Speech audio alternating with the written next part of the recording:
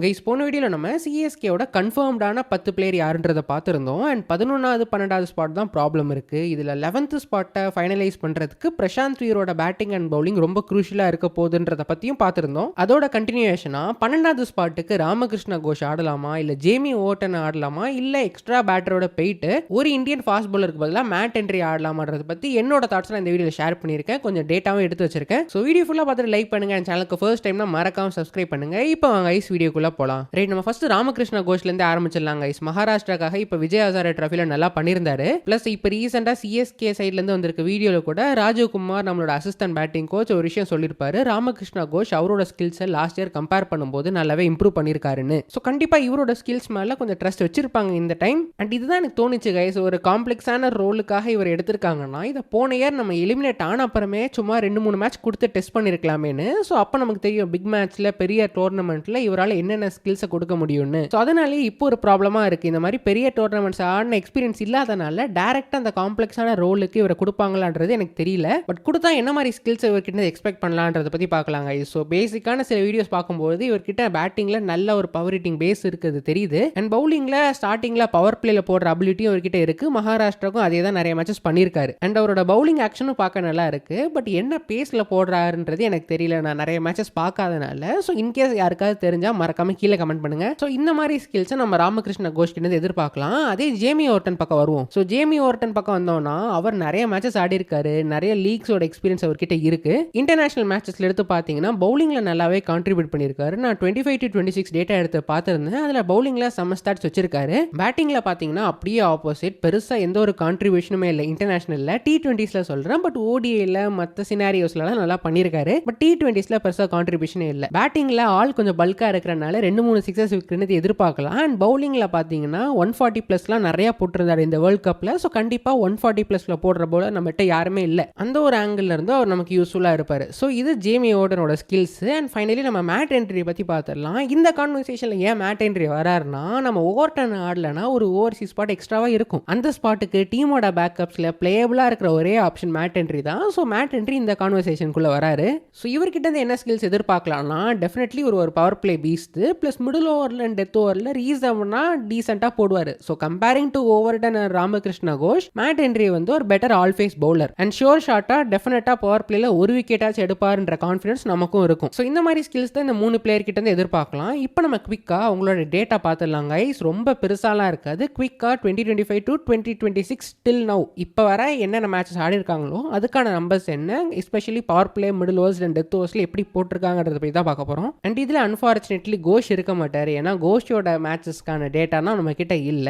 So மீதி இருக்க 2 international bowlers பத்தி தான் பார்க்க போறோம். ஃபர்ஸ்ட் நம்ம ஜேமி ஓர்டனோட பவுலிங்ல இருந்து ஆரம்பிச்சிடலாம் கைஸ். இவரோட பவுலிங் 2025-2026ல நல்லாவே இருந்திருக்கு. பர்டிகுலர்லி மிடில் அண்ட் டெத் ஓவர்ஸ்ல நிறைய போட்டிருக்காரு அண்ட் நிறைய விக்கெட்ஸும் எடுத்திருக்காரு. ஸோ ப்ரிடாமினன்ட்டா இவர் ஒரு middle and death overs bowler. Middle ஓவர்ல தான் மெஜாரிட்டியா போடுவாரு. அண்ட் டெத் ஓவர்ஸ்ல மேபி 1 or 2 ஓவர்ஸ் தேவைப்பட்டுச்சுன்னா யூஸ் பண்ணிக்கலாம். ஸோ அந்த மாதிரி ஒரு கேட்டகரியில் வர பவுலர். மெஜாரிட்டியா அவரோட எக்கானமி ஆல்மோஸ்ட் அந்த 8 to 9 கேட்டகரியில தான் வருது. அண்ட் 51 விக்கெட் டோட்டலா எடுத்திருக்காரு 3 ஃபேஸ்லயுமே. அதுல 45 wicket outside power play. So நம்ம டீம்ல இவருக்கு சான்ஸ் கொடுத்தாங்கன்னா கண்டிப்பா மிடில் ஓவர் ஸ்பெஷலிஸ்டா யூஸ் பண்ணிக்கலாம். அண்ட் டெத் ஓவர்ஸ்ல 1 ஓவர் தர மாதிரி கூட யூஸ் பண்ணிக்கலாம். ஸோ எலிஸ் 2 ஓவர், இவர் 1 ஓவர், நூர் அகமது 1 ஓவர்னு நம்ம பிரிச்சு போட்டுக்கலாம். அண்ட் இந்த ஒரு 1.5 வருஷத்துல பாத்தீங்கன்னா ஆல்மோஸ்ட் ஃபர்ஸ்ட் இன்னிங்ஸ்லயும் செகண்ட் இன்னிங்ஸ்லயும் ஈக்குவலான விக்கெட்ஸ் தான் எடுத்திருக்காரு. 25 to 26. எக்கானமி போன வருஷத்தை விட இந்த வருஷம் லிமிட்டடான மேட்சஸ்ல நல்லா இருக்கு. போன வருஷம் அரௌண்ட் டோட்டலா 8.8ல போட்டவரை இந்த வருஷம் 7.69ல தான் போட்டிருக்காரு. ஸோ பவுலிங் ஃபார்ம் சூப்பரா இருக்கிறனால சப்போஸ் சிஎஸ்கேல இவர் ஆடினார்னா ஒரு மிடில் அண்ட் டெத் ஒரு ஆப்ஷனா யூஸ் பண்ணிக்கலாம். டீம்ல ஆல்ரெடி எக்கச்சக்க பவர் பிளே ஆப்ஷன்ஸ் இருக்கு. ஸோ இவர் ஒரு பாயிண்ட் ஆஃப் டிஃபரன்ஸா இருப்பாரு. அண்ட் ஒரு பேஸ் அட்டாக் டைமென்ஷனையும் மாத்துவாரு. ஸோ இவர் 140+ போடுவாரு, பவுன்ஸர் எடுத்து கொடுப்பாருன்றனால அது ஒரு நல்ல ஆப்ஷனாகவும் இருக்கும். ஸோ சிஎஸ்கே அந்த ஆங்கிள் ஒரு பாயிண்ட் ஆஃப் டிஃபரன்ஸா வேணும்னா இவரை கூட யூஸ் பண்ணிக்கலாம். பட் அப்படியே இவரோட பேட்டிங்க்கு வருமே கைஸ், பேட்டிங் படுமட்டமா இருந்திருக்கு இந்த 1.5 வருஷத்துல. டோட்டலா அவரோட ஸ்ட்ரைக் ரேட் 122 தான். டெத் ஓவர்ஸ்ல ஆல்மோஸ்ட் 230 ரன் அடிச்சிருக்காரு at an average of 13 with a strike rate of 130. அதுல பேஸ் அகைன்ஸ்ட் 150 இருக்கு. பட் ஸ்பின் அகைன்ஸ்ட் பாத்தீங்கன்னா 75. ஸ்பின்னர்ஸ் அகைன்ஸ்ட் ஆவரேஜ் 5 தான். ஸோ ஸ்பின்னர்ஸ் வந்தாலே படுமாட்டமா பேட்டை கூட வச்சு டிஃபென்ஸ் ஆட முடியாத ரேஞ்சுக்கு நம்மால் ஆடிட்டு இருந்திருக்காரு. இங்க பேசர்ஸ் அகைன்ஸ்ட் 150 ஸ்ட்ரைக் ரேட் இருக்கே பரவாயில்லன்னு நினைச்சாதான் அங்க இன்னொரு ட்விஸ்ட் இருக்கு, அதை நீங்க பார்க்க போறீங்க. பேசர்ஸ் அகைன்ஸ்டா பாத்தீங்கன்னா ரைட் ஆர்ம் மீடியம் ஃபாஸ்ட் அகைன்ஸ்டா மட்டும் தான் நல்லா ஆடி இருக்காரு. அதோட strike rate 170. And right arm fast, left arm medium fast அகைன்ஸ்டா கிரீன்ல இருக்கேன்னு நினைச்சு ஏமாந்துடாதீங்க. அது ரெண்டுமே 120 strike rate. Left arm fast against தான் 100, மற்ற எல்லா வெரைட்டி ஸ்பின் அகேன்ஸ்டாவும் பிலோ 80. இதுல ரைட் ஆர்ம் மீடியம் ஃபாஸ்ட் அகேன்ஸ்டா தான் அவரோட சாம்பிள் சைஸ் நிறைய இருக்கு. ஆல்மோஸ்ட் ஒரு 100 பால் ஃபேஸ் பண்ணியிருக்காரு. பட் மற்ற ஸ்பீட் வெரைட்டிஸ் அகேன்ஸ்டா ஆவரேஜா ஒரு 50 பால் தான் பண்ணியிருக்காரு. ஸோ அதனால கூட கொஞ்சம் நம்பர்ஸ் ரொம்ப வித்தியாசமா தெரியுது. பட் ஸ்டில் ஆவரேஜா பார்த்தீங்கன்னா மீதி வெரைட்டி ஆஃப் பேஸ் அகேன்ஸ்டா 120 to 130 தான் ஆடி இருக்காரு. ஸோ எக்ஸாக்டா ஒரு கடைசியாக இறக்கி விட்டு அடிப்பாரான்னா இந்த நம்பர்ஸை வச்சு பார்க்கும்பொழுது டவுட் தான் கைஸ். பட் எஸ் இது T20s பெருசாக அவர் அடிக்காததுனால பட் ஒன் டேல நல்லா பண்ணியிருக்காரு. ஸோ மேபி அந்த நம்பர்ஸ் எடுத்தால் நமக்கு இன்னொரு பெட்டர் ஐடியாவும் கிடைக்கும். அப்படியே நம்ம மேட் ஹென்ரி பக்கம் வந்தோம்னா ஆப்வியஸ்லி மேட் ஹென்ரி வந்து ஒரு power play specialist, power play பீஸ்னே சொல்லலாம். Almost 50 to 60% of the wickets power பிளேல தான் எடுத்திருக்காரு. பவர் பிளேல ஒரு 30 விக்கெட், மிடில் ஓவர்ஸ்ல 8 தான், டெத் ஓவர்ஸ்ல ஒரு 19 விக்கெட் எடுத்திருக்காரு. ஸோ இவர் ஒரு என்ஃபோர்சர் ரோல் யூஸ் பண்ண முடியாது, டாப் அண்ட் டெயில் பவுலராக யூஸ் பண்ணிக்கலாம். பவர் பிளேல 2 ஓவர், டெத் ஓவர்ஸ்ல 2 ஓவர், ஆர் பவர் பிளேல 3, டெத் ஓவர்ஸ்ல 1. அண்ட் எஸ் இன் ஜெனரல் ஒரு மோர் ரிலேயபிள் பவுலர். பவர் பிளேல கண்டிப்பாக ஒரு விக்கெட் எடுத்துருவார் அண்ட் டெத் ஓவர்ஸ்லயும் விக்கெட் எடுக்கிற அபிலிட்டி இருக்கு.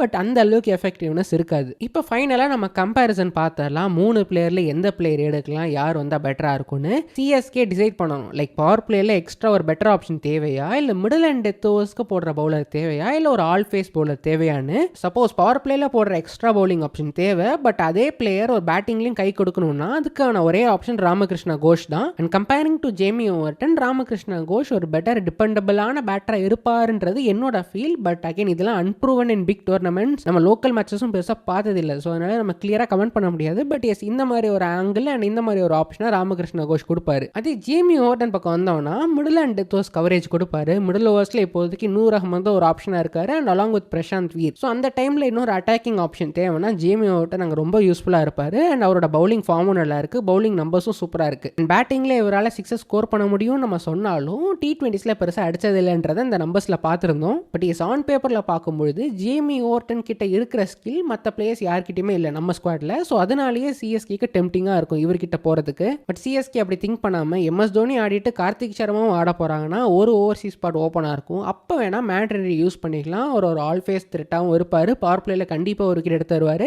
டெத் ஓவர்ஸில் டீசெண்டாக போடுற அபிலிட்டி இருக்குது. பட் இங்கே நோட் பண்ண வேண்டிய விஷயம் என்னன்னா இப்போ மிடில் ஓவர்ஸில் நம்மளோட பவுலிங் பிரசாந்த் வீர், நூர் அகமது அண்ட் சிவம் டூபேன் தான் இருக்கும். பட் எஸ் மேட் ஹென்ரியை நான் மிடில் ஓவர்ஸில் கூட யூஸ் பண்ணிப்பேன், நேத்தன் எல்லிஸை கூட யூஸ் பண்ணிப்பேன் நம்ம சொல்லலாம். 2 பேருமே டீசெண்டான ஆப்ஷன் மிடில் ஓவர்ஸ். பட் 2 பேரோட வீக்கர் ஸ்பாட்டும் மிடில் ஓவர்ஸ் தான். மேட் ஹென்ரி பவர் பிளேல டாப்பு, டெத் ஓவர்ஸ்ல டீசென்ட். நேத்தன் எல்லிஸ் டெத் ஓவர்ல டாப்பு, பவர் பிளேல டீசென்ட். பட் எஸ் அந்த பாயிண்ட்டையும் நம்ம யோசிக்க வேண்டியதாக இருக்கு. பட் இதெல்லாம் தாண்டி ஒரு விஷயம் என்னன்னா யாரை போட்டாலும் அவங்க ஐபிஎல்ல நல்லா பண்ணுவாங்களா, ஐபிஎல் கண்டிஷனுக்கு சூட் ஆவாங்களான்றது தான் மெயின் பாயிண்ட். அண்ட் இதை கண்டுபிடிக்கிறது தானே நம்ம ஸ்டீஃபன் ஃபிளமிங் வச்சிருக்காங்க. அவரும் சேப்பாக்கு வந்துட்டாரு. ஸோ இப்போ அவரோட வேலை என்னன்னா இந்த ஸ்குவாட் அனலைஸ் பண்ணி நம்பர் 7 அண்ட் நம்பர் 8 ஸ்பாட்டுக்கு யார் ஆட போறா, எந்த பிளேயர் ஆடினா பெட்டராக இருக்கும், பிளேயிங் 12 பேலன்ஸ்டாக இருக்குன்றதெல்லாம் கண்டுபிடிக்கிறது அவரோட வேலை. ஸோ பார்ப்போம் எப்படி திங்க் பண்ணி எப்படி எடுத்துட்டு போறாங்கன்னு. பட் அதுக்கு முன்னாடி உங்களோட கமெண்ட்ஸ் அண்ட் தாட்ஸ் என்னன்றதை மறக்காம கீழே மென்ஷன் பண்ணுங்க. நீங்க ஜேமி ஓவர்டனை ப்ரிஃபர் பண்றீங்களா, இல்ல ராமகிருஷ்ணா கோஷை ப்ரிஃபர் பண்றீங்களா, இல்ல சிஎஸ்கே வந்து நம்ம நேத்தி பார்த்தோம்ல வெர்ஷன் 3 டீம்ல எம்எஸ் தோனி ஆட போறாரு, கார்த்திக் சர்மாவும் ஆட போறாருன்னு, அந்த டீமோட தான் சிஎஸ்கே போக போறாங்க. ஸோ அதனால நான் மேட் ஹென்ரி ப்ரிஃபர் பண்றேன்னு நினைக்கிறீங்களான்றதையும் மறக்காம கீழே மென்ஷன் பண்ணுங்க. So thank you so much for வாட்சிங் வீடியோ கைஸ். வீடியோ பிடிச்சா மறக்காம லைக் பண்ணுங்க, சேனலுக்கு சப்ஸ்கிரைப் பண்ணுங்க, உங்களோட ஃப்ரெண்ட்ஸ்க்கு ஷேர் பண்ணி விட்டுருங்க, ஹை பட்டனை தட்டி விட்டுருங்க. அடுத்த வீடியோல பார்ப்போம். தேங்க்யூ ஸோ மச் ஃபார் வாட்சிங் again. Take care, bye by.